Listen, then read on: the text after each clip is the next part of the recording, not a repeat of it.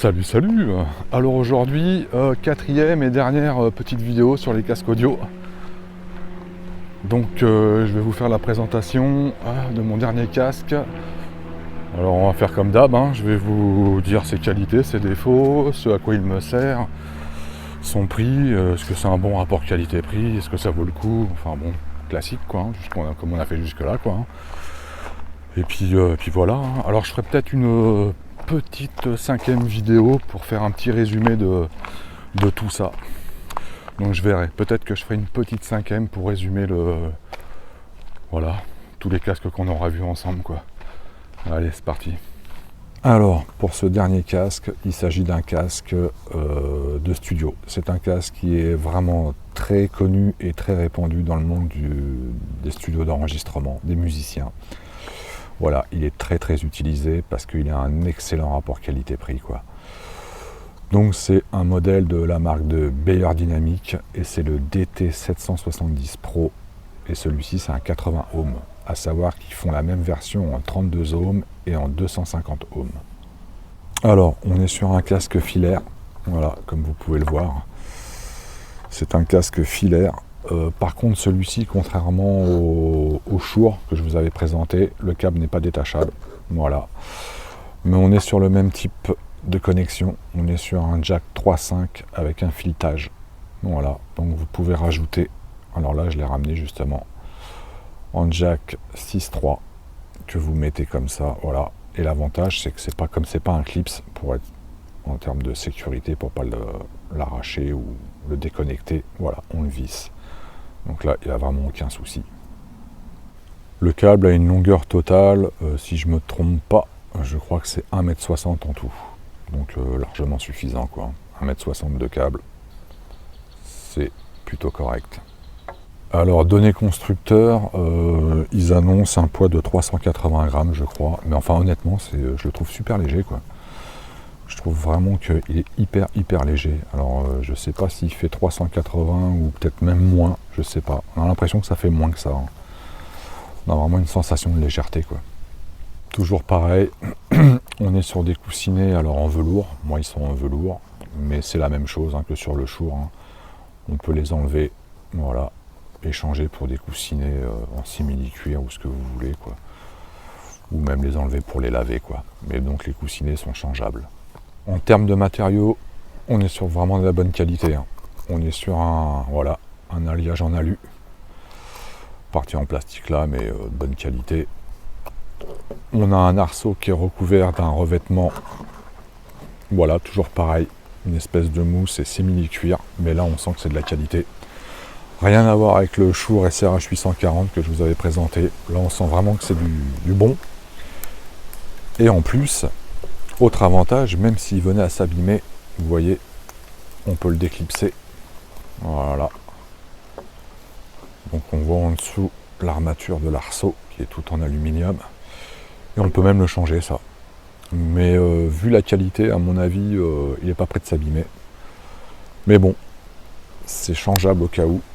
Donc ça, c'est vraiment une très bonne idée de chez Beyerdynamic d'avoir fait ça. Donc de ce côté-là, matériaux, rien à dire.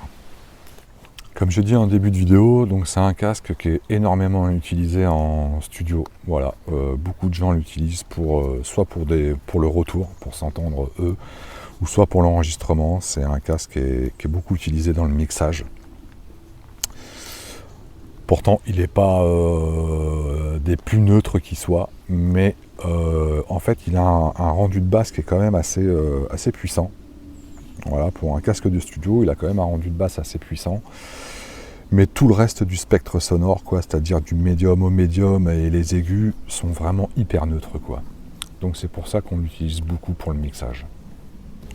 On a donc un son qui est, avec ce casque, on a un son qui est hyper précis, quoi, et franchement, vachement bien équilibré, quoi, en termes de sonorité. Il n'y a rien à dire, c'est vraiment très très propre. Il a une scène sonore qui est très large. Donc très appréciable. Ça, par exemple, quand vous mixez des instruments, des choses comme ça, les instruments se détachent bien les uns des autres. Donc ça, c'est vraiment un bon point. Voilà, on a une scène sonore qui est assez large. C'est un casque fermé donc, mais quand vous l'avez sur les oreilles, par exemple en extérieur, il vous coupe pas complètement des sons environnants. Il est quand même efficace, il n'y a pas de problème, hein, mais c'est pas le meilleur dans ce domaine-là. C'est bien pour ça qu'on l'utilise principalement en intérieur et en studio, quoi. Parce que, bah oui, en intérieur, il n'y a aucun souci, hein. En extérieur, vous serez moins coupé des sons environnants, quoi. C'est un casque justement pour le mixage qui est vraiment bon, dans le sens aussi où vous pouvez vraiment le pousser, quoi. Il génère quasiment aucune distorsion, quoi. Donc ça aussi c'est un gros avantage, hein, pour le mixage. Vous pouvez mettre fort, voilà, quand vous enregistrez des guitares avec des distorsions, des choses comme ça, vous pouvez pousser. Le casque en lui-même ne génère quasiment pas de distorsion, quoi. Donc ça c'est un gros point fort. Alors je vais le mettre sur les oreilles pour que vous puissiez vous rendre compte aussi.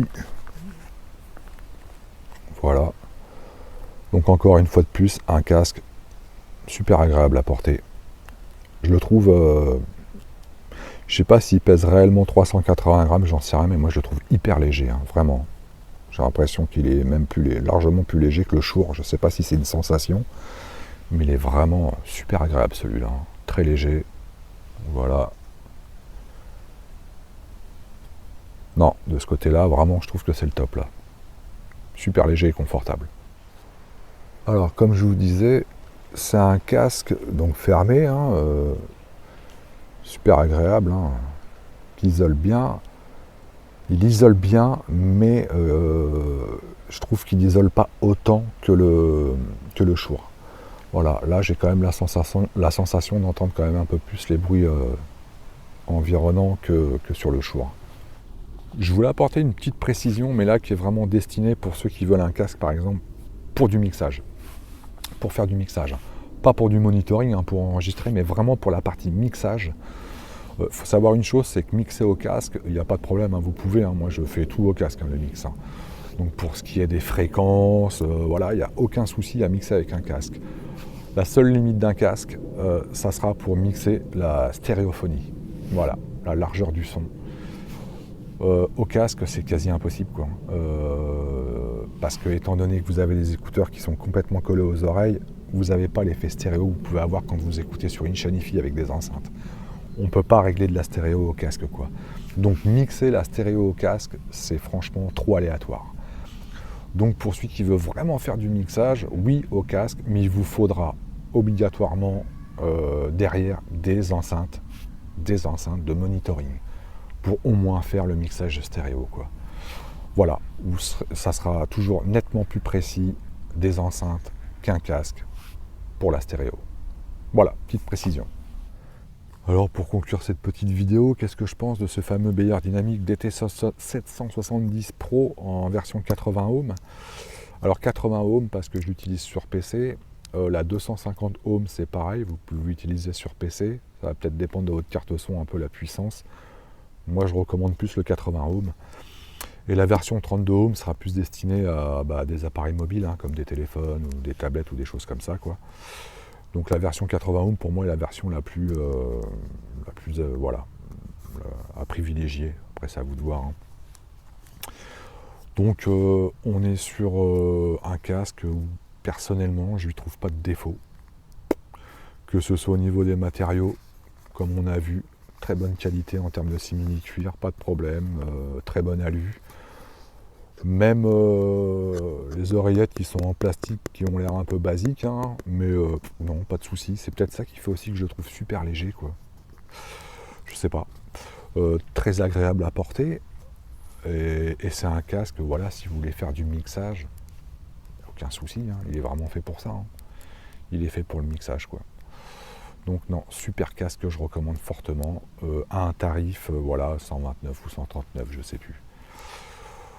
Donc oui, je vous le recommande, sans souci. Et bah écoutez, moi je vous dis à une prochaine vidéo pour d'autres présentations ou tests de matériel. Allez, bye.